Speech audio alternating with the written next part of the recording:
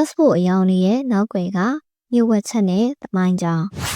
ကျမတို့နိုင်ငံခြားသွားတော့မယ်ဆိုရင်မရှိမဖြစ်လိုအပ်တာကတော့ passport လို့ခေါ်တဲ့နိုင်ငံကူးလက်မှတ်ပဲဖြစ်ပါတယ်။ဒါပေမဲ့မိတ်ဆွေတို့သတိထားမိပါသလား။ကမ္ဘာပေါ်မှာနိုင်ငံပေါင်း200နီးပါးရှိပေမဲ့ passport အယောင်တွေကတော့အနီအပြာအစိမ့်နဲ့အနက်ဆိုပြီးတော့ဒီအယောင်လေးမျိုးသာအများဆုံးတွေ့ရတာပါ။ဘာဖြစ်လို့တခြားအယောင်တွေမရှိကြတာလဲ။ဒီအယောင်တွေကဘာကိုဆိုလိုတာလဲ။နောက်ပြီးတော့ passport ဆိုတာဘယ်တုန်းကလေးကစပေါ်ခဲ့တာလဲ။ဆိုတာတွေကိုဒီနေ့ဗီဒီယိုမှာအားလုံးအသေးစိတ်ရှင်းပြပေးသွားမှာဖြစ်ပါတယ်။ passport ရဲ့သမိုင်းကြောင်း passport ဆိုတဲ့သမိုင်းက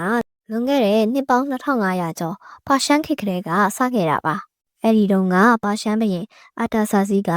သူ့ရဲ့အရာရှိတစ်ယောက်ခရီးသွားတဲ့အခါ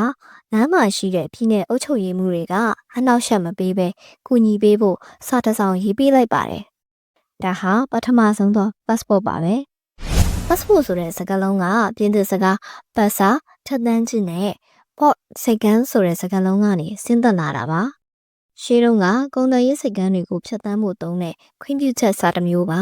။အခုကျမတို့ကိုင်နေတဲ့ဓာတ်ပုံပါတဲ့ passport ကတော့1920ခုနှစ်ပထမကမ္ဘာစစ်အပြီးမှာနိုင်ငံတကာစံနှုန်းတွေနဲ့ပေါ်ပေါက်လာတာဖြစ်ပါတယ်။အရင်တုန်းကတော့ဓာတ်ပုံတောင်မပါဘဲလူတစ်ယောက်ရဲ့ပုံမှန်သဏ္ဍာန်ကိုစာနဲ့ပဲဖော်ပြခဲ့ကြတာပါ။ဘာလို့အယောင်လေးမျိုးပဲရှိတာလဲ။ကမ္ဘာမှာ passport အယောင်ကိုဒီအယောင်လေးမျိုးပဲသုံးရမယ်လို့တရားဝင်ဥပဒေသတ်မှတ်မထားပါဘူး။ဒါပေမဲ့ဘာဖြစ်လို့ဒီလေးမျိုးပဲအသုံးပြန်ကြတာလဲဆိုရင်တော့အဓိကအချက်3ချက်ရှိပါတယ်။ဒီကြည့်မှုအယောင်ရင်းတွေကပိုပြီးအလေးနက်ရှိတဲ့ရုံသုံးစာရွက်စာတမ်းပုံစံပေါက်ပါတယ်။ကြာရှည်ခံမှုခရီးသွားတဲ့အခါညစ်ပေပေးရနေတာတွေကိုအယောင်ရင်းတွေကဖုံးကွယ်ပေးနိုင်ပါတယ်။ဆန်တော့နိုင်ငံတကာမှာဒီအယောင်တွေကအသုံးများပြီးသားဖြစ်လို့ထုတ်လုပ်ရတာပိုပြီးလွယ်ကူသက်သာစေပါတယ်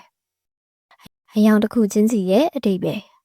အနီရောင်ဒါကတော့အသုံးအများဆုံးအယောင်ပါ။ဥရောပအီးယူနိုင်ငံတွေနဲ့ကွန်မြူနစ်သမိုင်းကြောင်းရှိခဲ့တဲ့ရုရှားတရုတ်နိုင်ငံတွေမှာသုံးပါတယ်။မြန်မာနိုင်ငံရဲ့တာမန် passport PV PJ တွေဟာလည်းအနီရောင်ပဲဖြစ်ပါတယ်။အပြာရောင်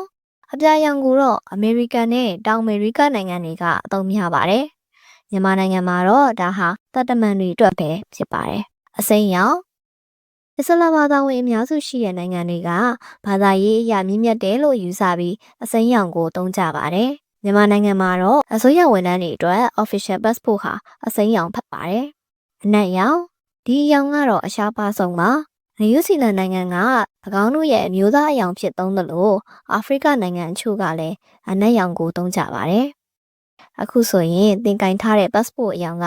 ဘာကိုဆိုလိုလဲဆိုတာသိလောက်ပြီလို့ထင်ပါတယ်။မြန်မာနိုင်ငံမှာတော့ passport မျိုးစား6မျိုးတောင်ရှိပြီးအနီအပြာအစိမ်းဆိုပြီးအယောင်3မျိုးခွဲခြားထုတ်ပေးထားတာဖြစ်ပါတယ်။ဒီဗီဒီယိုလေးကဗဟုသုတရစေရဲဆိုရင်တော့ like and share လုပ်ပေးဖို့မမေ့ပါနဲ့အောင်နော်။အဆုံးထိကြည့်ရှုပေးတဲ့အတွက်အားလုံးကိုကျေးဇူးတင်ပါတယ်ရှင်။